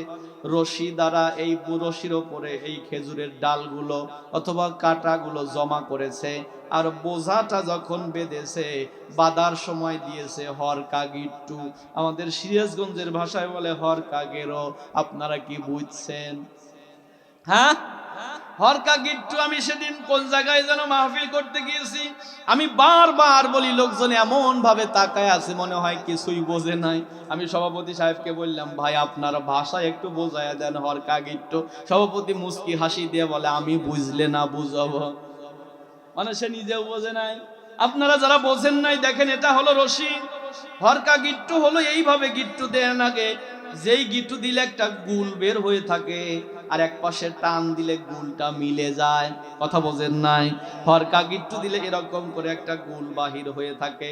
মহিলাটা বোঝা বেঁধেছে, বোঝার যে গিট্টুটা দিয়েছে, হরকা গিট্টু দিয়েছে, একটা গুল বের হয়ে আছে। মহিলা কত টানা টানে, মাথায় তুলতে পারে না। শয়তান তাকে বুদ্ধি দিল, ওই যে সিপার ভিতরে যা, একটা পাথরের সিপায় নাম, আর বোঝাটা টান দিয়া মাথায় নে, মাথায় পড়ব নিয়ে বাড়ি যাস, কাটা যেন কমাস না। মহিলা রাগের মাথায় তাই করেছে।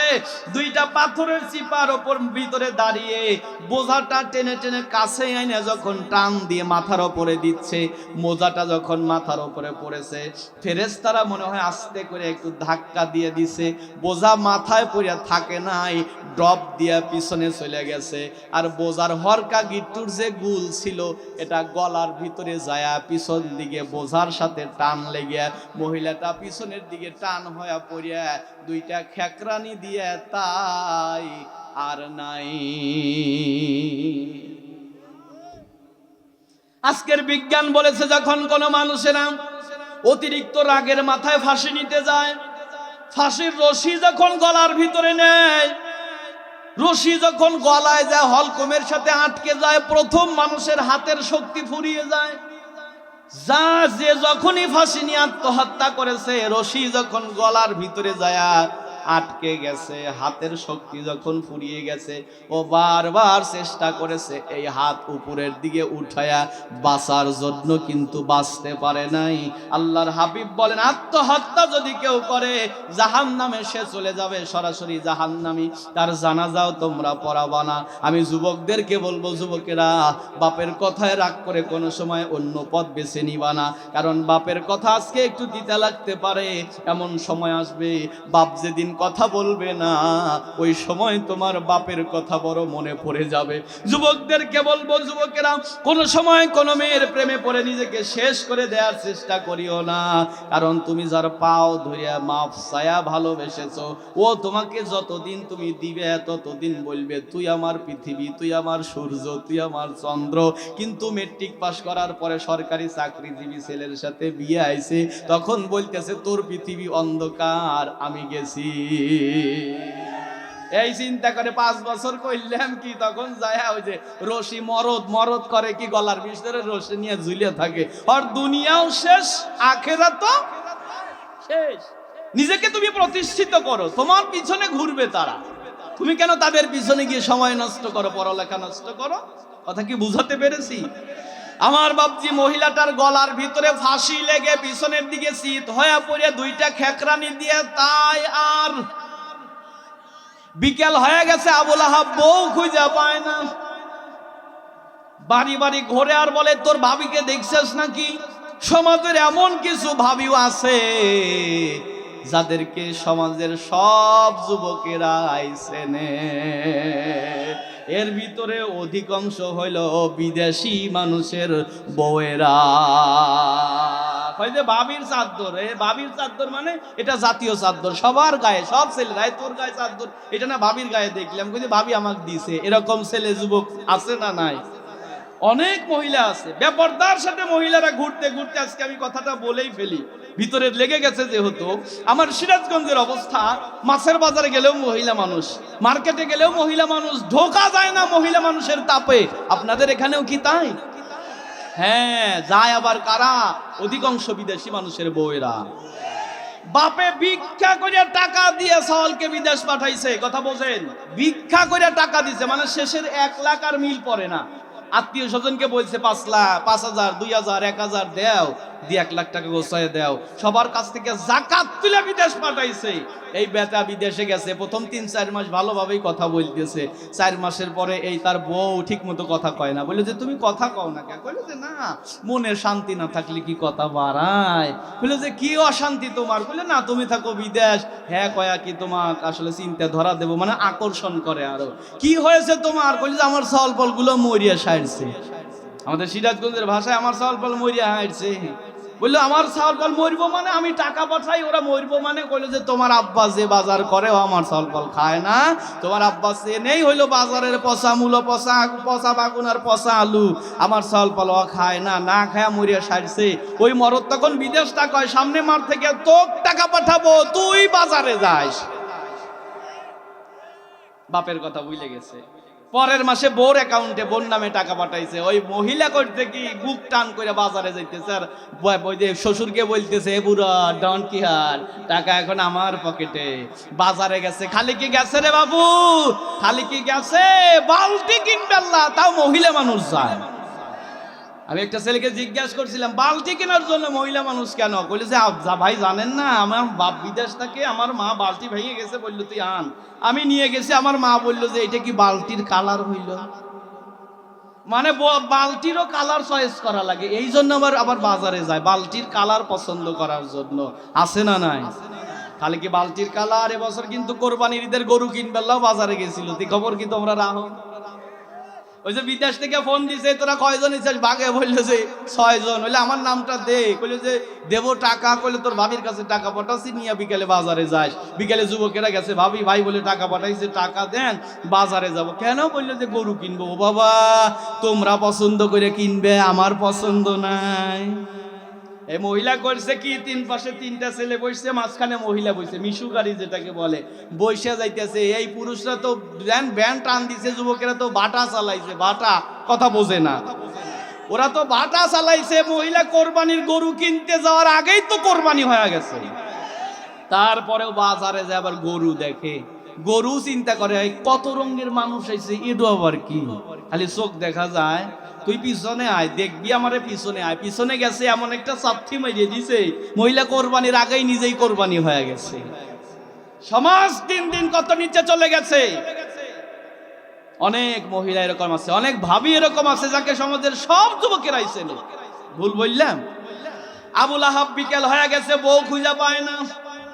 লোকজনদেরকে বলে তোর ভাবিকে দেখছিস নাকি? যুবকেরা বলে হ্যাঁ দেখছিলাম, তবে মাছ দাও নিয়ে। বললে একটু খুঁজে বের কর। খুঁজতে খুঁজতে জঙ্গলের ভিতরে খুঁজতে খুঁজতে পায় না, সন্ধ্যা ঘনিয়ে গেল। একটা যুবক দৌড়ে এসে বলল ভাই ভাবির খোঁজ মিলছে। বলে কোথায়? ওই যে একটা পাথরের সিপায় পড়ে গলার ভিতরে রশি লাগিয়ে ভাবি চিত হয়ে পড়ে আছে। আবুল আহাব চিৎকার দিয়ে বলে এটা রশি টশি কিছু না রে, এটা তাব্বাত ইয়াদা। আবুল আহাব বুঝতে পেরেছে এটা তাব্বাত ইয়াদার ফল। আমার বাপজি চলেন সামনের দিকে যাই। আমার মা বোনদেরকে বলবো, মায়েরা অবশ্যই বিষয়গুলো খেয়াল রাখা দরকার। নারীরা জান্নাতে যেতে পারবে সহজ আমলে, কিন্তু তারা যদি তাদের এই বাঁকা পথে চলে জান্নাতে যাওয়ার সম্ভাবনা নাই। নবীর কথা বলছিলাম, রসুল বললেন ফাতেমা গরিব ঘরে বিবাহ দিয়েছি, সুখে সংসার করবা, দুঃখেও পড়বা, ঘর যেন ছেড়ে যায় না। যদি থাকতে পারো আমি নবীর পাশের জান্নাতে থাকতে পারবা। ইসলামের ইতিহাসে 2 জন ফাতেমা শ্রেষ্ঠ ছিল। একজন হলো নবী কন্যা ফাতেমা, আর একজন হলো ওমর ইবনে আব্দুল আজিজের স্ত্রী ফাতেমা। নবী কন্যা ফাতেমার ইতিহাস আপনারা বহু শুনেছেন, বহু জানেন। ওমর ইবনে আব্দুল আজিজের স্ত্রীর ইতিহাস জানেন না। ওমর ইবনে আব্দুল আজিজ যাকে ইসলামের ইতিহাসে 5ম খলিফা বলা হয়, এই ওমর ইবনে আব্দুল আজিজ উনি একটা দুইটা নয় 5টা মহাদেশের বাদশা ছিল। শিক্ষিত সমাজের যুবকেরা এখানে বসেছে, এটা দেশ নয় মহাদেশ। 5টা মহাদেশের বাদশা ওমর ইবনে আব্দুল আজিজ যথেষ্ট একটা যুব্বতে জীবন কাটায় দিয়েছে। উনি যখন মৃত্যু শয্যায় পতিত হলো, দেশের মানুষেরা এসে বলল বাদশা নামদার, আপনি যদি বলেন আপনি মারা যাওয়ার পরে ওই কাবার গিলাফ কেটে, কালো খিলাফ কেটে আপনাকে কাফনের কাপড় পরানো হবে, আমরা তাই করব। আপনি যদি বলেন আপনি মারা যাওয়ার পরে নবী পাকের রওজা থেকে সবুজ কাপড় কেটে আপনাকে ঢেকে দেওয়া হবে, তাও আমরা দিতে রাজি আছি। ওমর ইবনে আব্দুল আজিজ কান্দে আর বলে, আমার দেশের মানুষেরা, আমি তো মনে করি আমাকে তোমরা দোকানের নতুন কাফনের কাপড় দিও, জানাজা পড়ায়ও না। আমি যে জুব্বা পরে দেশ চালাইছি, আমার এই জুব্বা পরে তোমরা আমাকে কবর ঘরে শোয়া দিও। দেশের মানুষেরা বলে বাদশা নামদার কেন, বাদশা কেন? ওমর ইবনে আব্দুল আজিজ বলে, আমার দেশের মানুষেরা, আমি যদি কবর ঘরে ধরা পড়ে যাই, আমি আমার মালিককে অন্তত বলতে পারবো, মালিক তোমার জন্য আমি আমি কিছু আনতে পারি নাই, তবে শেষ রাত্রিতে তাহাজ্জুদের জায়নামাজ দাঁড়িয়ে দাঁড়িয়ে যতবার চোখের পানি ফেলেছি, আল্লাহ আমার জুব্বার উপরে যত ফোঁটা চোখের পানি পড়েছে এই ওসিলায় তুমি আমাকে মাফ করে দাও। ওমর ইবনে আব্দুল আজিজ যখন ইন্তেকাল করেছেন, তার দেশের মানুষেরা তাকে তার ব্যবহৃত জুব্বা পরেই দাহদা কবরস্থানে তার কবর দেওয়া হয়। কবর ঘরে যখন শোয়া দেওয়া হয়েছে, লক্ষ্য করে দেখা গেল উপর থেকে একটা কাগজের টুকরো পড়েছে। লোকজন বলল, কি লেখা আছে একটু খুঁজে দেখো। কাগজের টুকরোটা খোলা হলো, তার ভিতরে আরবিতে লেখা রয়েছে, ওমর ইবনে আব্দুল আজিজের প্রতি তার রব সন্তুষ্ট হয়ে গেছে, ওমর ইবনে আব্দুল আজিজ জান্নাতি। ওমর ইবনে আব্দুল আজিজের স্ত্রীর নাম ছিল হলো ফাতেমা। এই মহিলাটা ওমর ইবনে আব্দুল আজিজের স্ত্রী ছিল। মহিলাটার 5 পুরুষ বাদশা ছিল। এই ফাতেমার বাপও বাদশা ছিল, স্বামীও বাদশা ছিল, বড় ভাইও বাদশা ছিল, বড় সন্তানও বাদশা ছিল, দাদা অথবা নানাও বাদশা ছিল। অথচ এই মহিলাটা গরিবী হালতে জীবন যাপন করেছে। মক্কাতে একটা, মদিনাতে একটা গোয়েন্দা মহিলা এসেছে ওমর ইবনে আব্দুল আজিজকে দেখার জন্য। মানুষদেরকে জিজ্ঞেস করলো, ওমর ইবনে আব্দুল আজিজের রাজপ্রাসাদ কোথায়? মানুষেরা বলল, তার আবার কি রাজপ্রাসাদ আছে নাকি? নবী পাকের রওজার পাশে গিয়ে দেখো একটা খেজুরের পাতার ঝুপড়ি আছে, তার ভিতরে 5 মহাদেশের বাদশা ওমর ইবনে আব্দুল আজিজ বসবাস করে। গোয়েন্দা মহিলা গেছে দেখার জন্য। মহিলাটা গিয়ে দেখে তার যে ঘর ছিল মাটির দেয়াল এক পাশ থেকে ভেঙে গেছে, আর একটা পুরুষ মানুষ বাহির থেকে কাদা সেনে মহিলার হাতে দিতেছে, আর একটা মহিলা কাদা দিয়ে দিয়ে আবার গাঁথনি বানাইতেছে। এই মহিলাটা ডেকে বলে, ও মদিনার মহিলা, তোমাদের মদিনাতে কি পর্দা নাই? নারী পুরুষ একসাথে কাজ করো, তার কারণ কি? মহিলাটা মুস্কি হেসে বলে, বোন রে, কাকে তুমি পর পুরুষ বলো? আমি হলাম ফাতেমা, আর এটা হলো 5 মহাদেশের বাদশা ওমর ইবনে আব্দুল আজিজ। মা যেরকম ছিল মেয়ে ওই রকম হয়েছে। ওমর ইবনে আব্দুল আজিজ বলে, আমি একদিন স্বপ্ন যোগে দেখি 14 তারিখের পূর্ণিমার চাঁদ আমার ঘরে উঠেছে।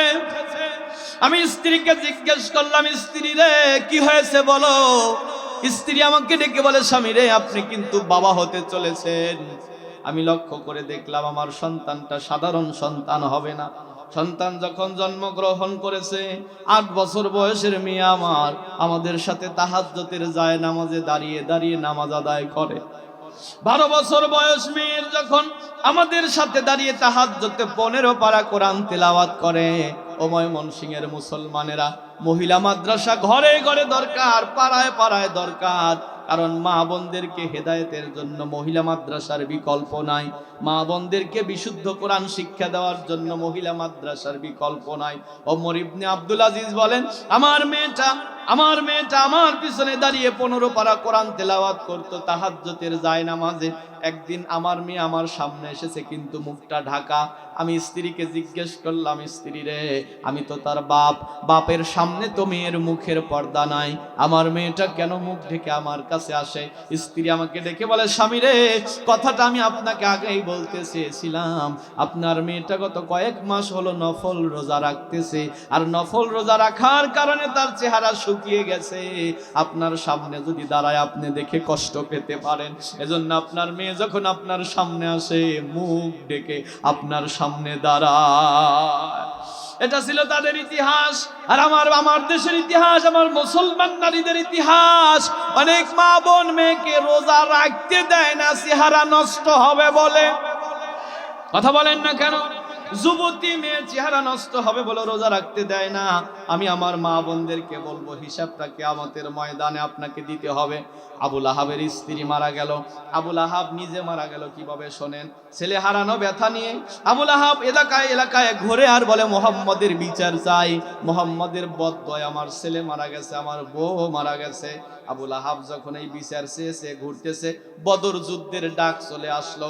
বদর যুদ্ধের ডাক যখন চলে এসেছে, কাফের মুশরিকরা ঘোষণা করলো, হয় মুসলমানেরা বিজয় হবে অথবা আমরা বিজয় লাভ করব। আবুল আহাব কাবা ধরে বলে, কাবার মালিক যে সত্য পথে আছে তাকে তুই বিজয় দান করে দিস। আল্লাহ বলল, আবুল আহাব যা, সত্যের পক্ষে যে আছে তাকে আমি বিজয় দিয়ে দেব। যুদ্ধের ময়দানে চলে গেল। যুদ্ধে এমন ধরা খাওয়া খেয়েছে, ৭০ জন নিহত হয়েছে, ৭০ জনের বেশি বন্দী হয়েছে। আবুল আহাব একটা সিপে দিয়া পালায়া বাড়ি চলে এসেছে। নেতার খেতায় একসাথে ধরা পড়ছে। নেতা জেলের এই দরজা দিয়ে ঢুকে ওই দরজা দিয়ে বের হয়ে গেছে। গরিবের যে সন্তানটা ধরা পড়েছে, নেতা খবর নেয় না। অবশেষে বাপে জমি বেচে সওয়াল সারানো লাগে। এই পচা রাজনীতি আমরা করি, ঠিক কিনা বলেন? তারপরেও ভোটের সময় আসতেছে, পথের দুলাও জেকের করে, অমুক ভাইয়ের চরিত্র ফুলের চাইতে পবিত্র, নামাজ পড়ে না এক ওয়াক্ত, গাঁজা খায় 5 ওয়াক্ত, তারপরেও জেকের করে। ওই যে যুব একজন নাকি বউ প্রতিদিন শ্বশুর বাড়ি যায়, বলে প্রতিদিন তুমি শ্বশুর বাড়ি যাও, কি দিয়ে ভাত দেয়? বলে যে কে আলু ভর্তা। তাই দৈনিক যাও, কয় দেয় আবার কতখানি করিয়া। যুবকেরা যে যাইবো না নির্বাচনের আগে, প্রত্যেককে দেয় আবার কতখানি করিয়া, ঠিক না? এই লোভে যুবকরা যায়। যুবকদেরকে বলবো, যুবকেরা ঈমান বাঁচানো দরকার, ঈমান বাঁচানো দরকার। ঈমানের উপর টিকে থাকতে গিয়ে যদি জীবন চলে যায়, শাহাদাতের মরণ পৃথিবীর শ্রেষ্ঠ মরণ। ঈমান নিয়ে যদি কবর ঘরে যেতে পারেন, মরতে দেরি হবে, জান্নাতে যেতে দেরি হবে না। আর যদি আপনি বাতিলের কাছে মাথা নত করে মারা যান, বেঈমান অবস্থায় মারা যাবেন। কিয়ামতের ময়দানে ঈমান আনার কোনো ব্যবস্থা আছে? কিয়ামতে কি ঈমান আনা যাবে? আনার ব্যবস্থা নাই। এজন্য সত্যের উপরে থাকতে হবে, সত্যের পক্ষে, ন্যায়ের পক্ষে। এতে দেশ কোন দিকে গেল, দল কোন দিকে গেল, মত কোন দিকে গেল দেখার বিষয় নাই। আল্লাহ আল্লাহ রসুল যে পথে খুশি, ওই পথে আমরাও খুশি আছি না নাই? কারা কারা খুশি দুহাত তুলে আল্লাহকে দেখান। লিল্লাহি তাকবীর, নারায়ে তাকবীর। আল্লাহ কবুল করে পড়ি আমিন। আর কিছু সময় বলবো না? খারাপ লাগতেছে আপনাদের? আমার বাপজি চলেন সামনের দিকে যাই। আবুল আহাব সিপা দিয়ে পালায়া বাড়ি চলে এসেছে। তার নেতা, তার যে সৈন্য ছিল, ৭০ জন বন্দী হলো, ৭০ জন ধরা পড়ে গেল, ৭০ জন হত্যা হলো। আবুল আহাব পালায়া বাড়ি চলে এসেছে, কিন্তু চিন্তা রোগ, কিন্তু বড় রোগ। বাড়িতে আসার পর চিন্তা করতেছে, মোহাম্মদকে এবারও মারতে পারলাম না, তার মানে মোহাম্মদকে মারার সুযোগ আর নাই। বসে বসে চিন্তা করতেছে, গলার এখানে একটা ফট হয়েছে, একটা ঘা হয়েছে ছোট্ট পুশিরির মতো, আঙ্গুল দিয়ে একটু চুলকাইছে, আস্তে আস্তে বাড়তে লাগলো। শুধু বাড়ে নাই, এটা পচতে পচতে শরীরের ওপরে পচন ধরে গেছে। কেমন পচন ধরেছে জানেন? আবুল আহাবের যখন এই শরীরটা পচে যাচ্ছে, আবুল আহাবের তখন জ্বর শুরু হয়ে গেল। কেমন জ্বর শুরু হয়েছে? লোকজন যখনই তাকে দেখতে আসে, আবুল আহাবের গায়ে হাত দিয়ে দেখে জ্বর কেমন হয়েছে। আবুল আহাবের গায়ে যারাই হাত দিয়েছে, 3 দিন পর্যন্ত তাদের গায়ের মধ্যে জ্বর আর জয়েন্টে জয়েন্টে ব্যথা। তাহলে কেউ কি আর আবুল আহাবের গায়ে হাত দিবে? কথা কয় না, হাত দিবে কি? কেউ আর গায়ে হাত দেয় না। দূর থেকে শুধু তাকিয়ে তাকিয়ে দেখে চলে যায়। আবুল আহাবের সমস্ত শরীর প্যারালাইজড হয়ে গেল। প্রথম 2টা হাত, সমস্ত শরীরটা পচে গেল।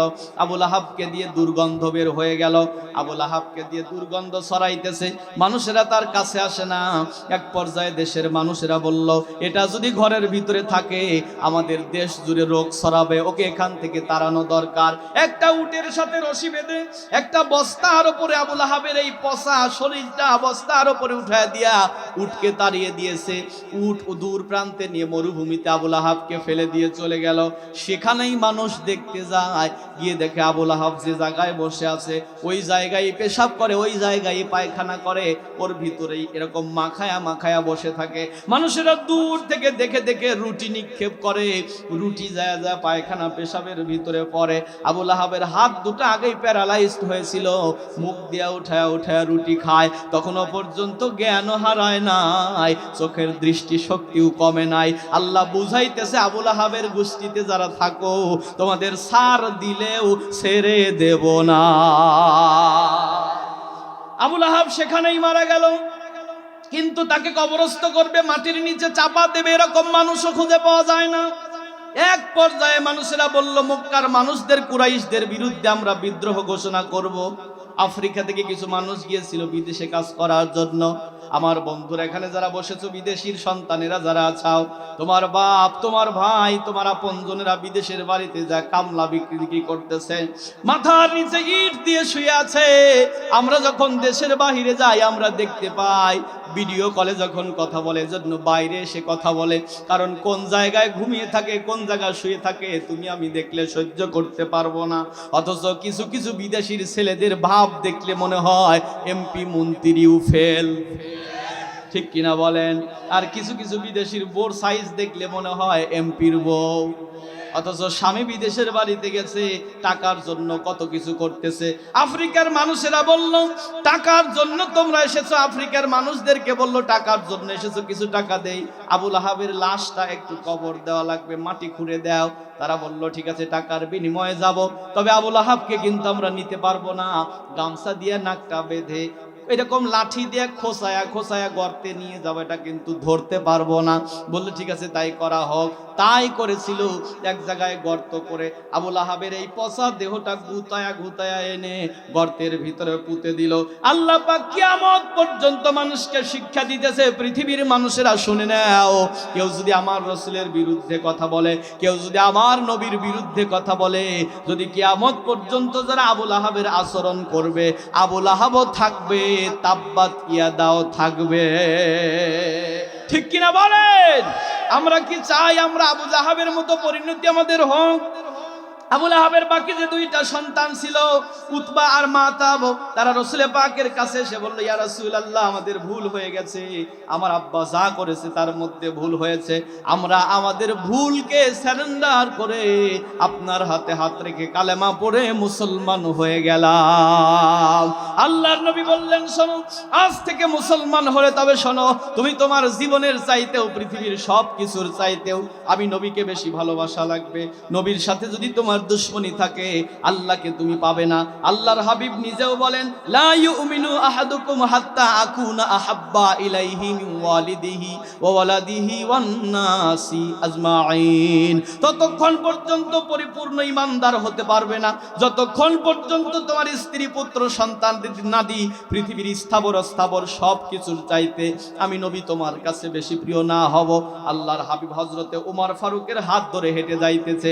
উমর ফারুক ডেকে বলে, নবীজি, আমি আপনাকে ভালোবাসি, তবে আমার জীবনের চাইতেও বেশি ভালোবাসি কিনা আমি জানি না। রাসূল উমরের হাত ছেড়ে দিলেন, বললেন, উমর, তুমি এখনো পরিপূর্ণ ঈমানদার হতে পারো নাই। হযরতে উমর চিন্তা করে, এই মুহূর্তে যদি আমার নবীর উপরে আক্রমণ আসে, তাহলে কি আমি পালিয়ে যাব না জীবন দিয়ে প্রতিহত করব? ভিতর থেকে জবাব আসে, উমর রে, শরীরের রে শেষ রক্তবিন্দু দিয়ে হলেও তুমি নবীর পাশে দাঁড়াবে। উমর দৌড়ে যায়, নবীর হাত ধরে বলে, নবীজি, এখন আমি আমার কলিজার চাইতেও, জীবনের চাইতেও আপনাকে বেশি ভালোবাসি। নবী আমার অপর হাত দিয়ে ওমরের হাত ধরে বললেন, ওমর, এই মুহূর্তে তুমি পরিপূর্ণ ঈমানদার হয়ে গেলে।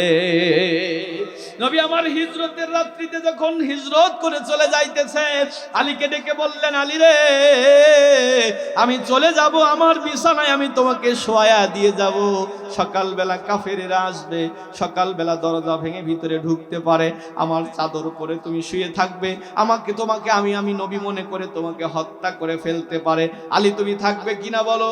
হযরতে আলী কান্দে আর বলে, ইয়া রাসূলুল্লাহ, আল্লাহ আলীকে জীবন দিয়েছে একটা, আল্লাহ আলীকে যদি 100 বার জীবন দিত, আলী তার জীবনটা 100 বার নবীর জন্য কোরবানি করতে রাজি থাকতো। আমরাও কি চাই ওই নবীর মোহাব্বত অন্তঃকরণে আনতে? জোরে বলেন, চাই কি না? যদি আমরা চাই তাহলে এখন কি করব? নবী তো আমার নাই দুনিয়াতে।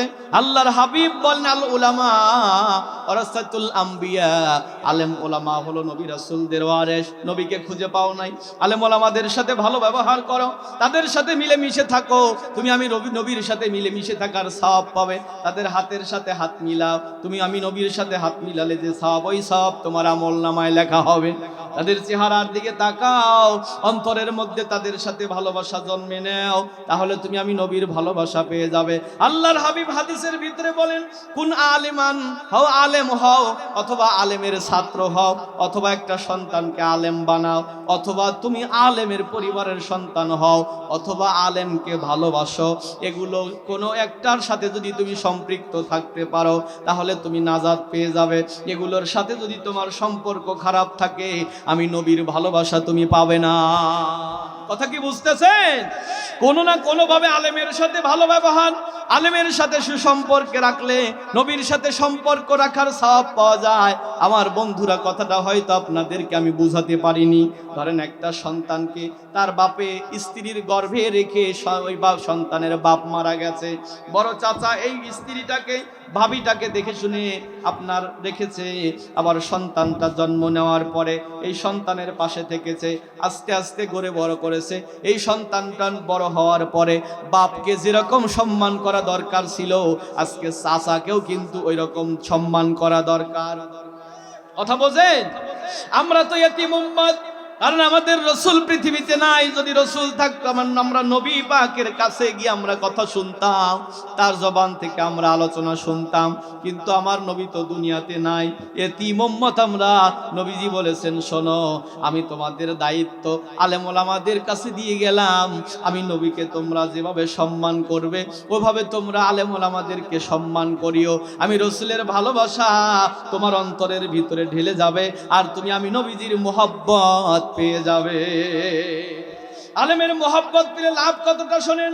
সুলতান মাহমুদ গজনবী নাম শুনেছেন আপনারা? খারাপ লাগতেছে আপনাদের? সুলতান মাহমুদ গজনবী, যিনি আফগানিস্তানের প্রেসিডেন্ট ছিলেন।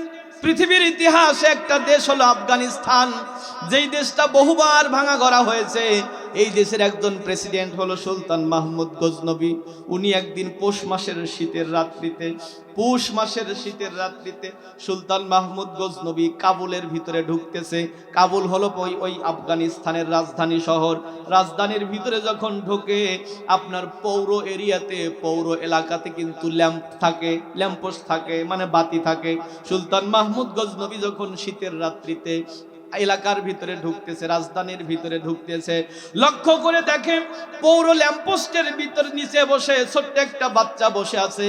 সুলতান মাহমুদ গজনবী সামনে গেলেন না, ঘোড়ার লাগাম টেনে ধরলেন, ঘোড়ার পিঠ থেকে নেমে ছোট্ট বাচ্চাটার কাছে দাঁড়িয়ে গেলেন। তাকিয়ে দেখে ছেলেটার শরীরের ভিতরে ভালো শীতের পোশাক নাই, কিন্তু এই বাতির নিচে বসে বসে আল্লাহর কোরআন তেলাওয়াত করতেছে।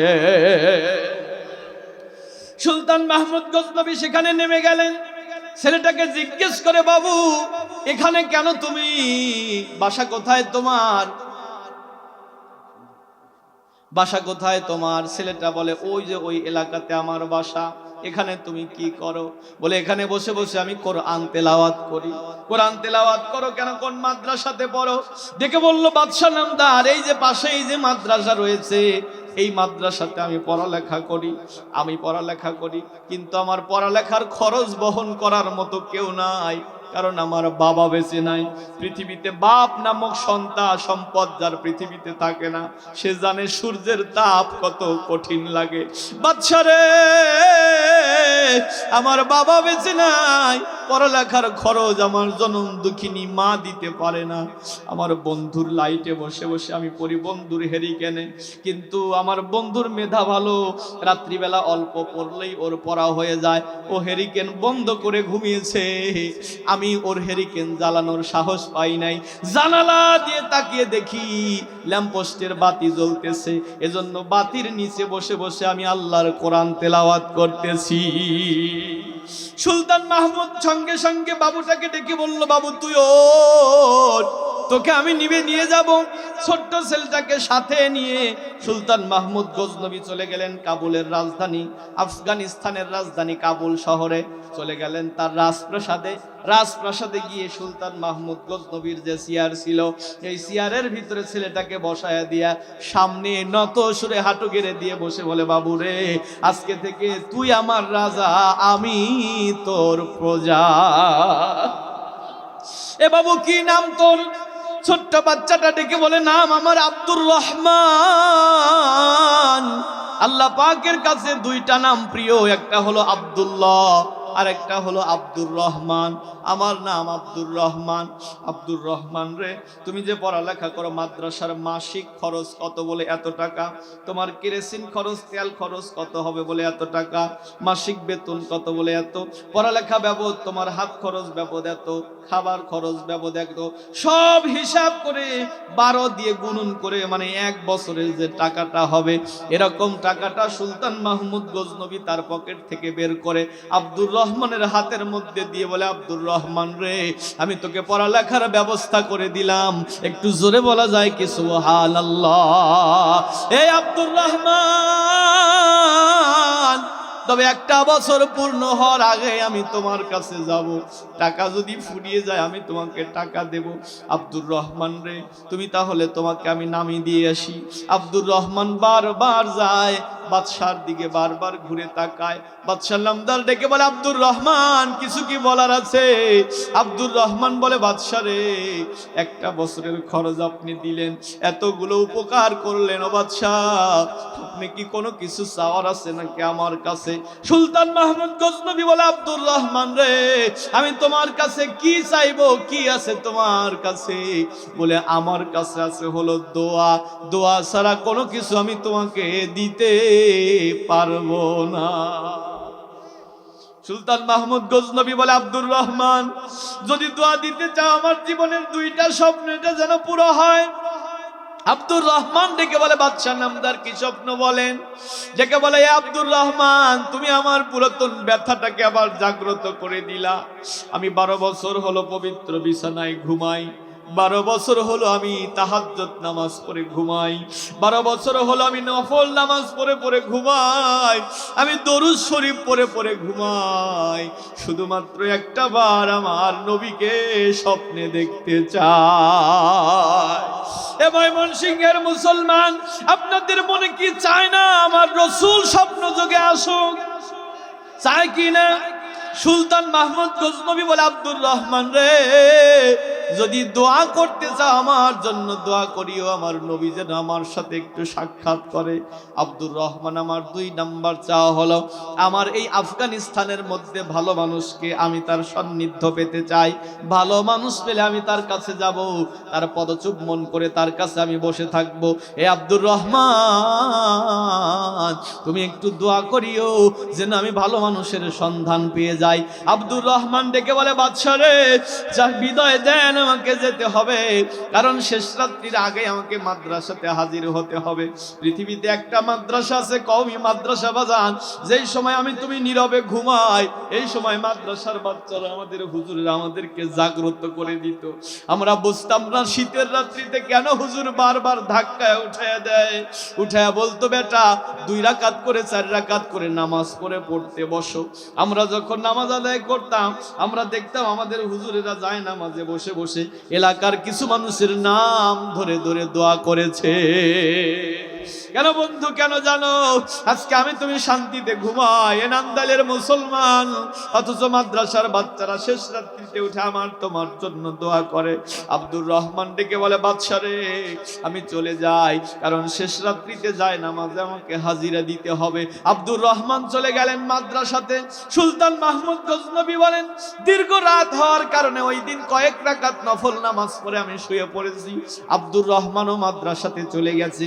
আব্দুর রহমান যেন মাদ্রাসাতে গিয়ে যায় নামাজ বিছিয়ে উপরের মালিককে বলতেছে, মালিক তুমি না ইতিমের দোয়া কবুল করো, মালিক রে তুমি না তলেবে ইলমের দোয়া কবুল করো, সুলতান মাহমুদ গজনবীর স্বপ্ন দুটো তুমি পুরা করে দাও, মালিক রে সুলতান মাহমুদ গজনবীর বিশ্বাসটাকে তুমি আরো দৃঢ় করে দাও। সুলতান মাহমুদ গজনবী বলেন, ওই দিন আমি নামাজ পড়ে ঘুমাতে দেরি হয়েছে, ডান কাতে ঘুমাতে দেরি হয়েছে, আমার নবী আমার স্বপ্ন যোগে হাজির হতে দেরি হয় নাই।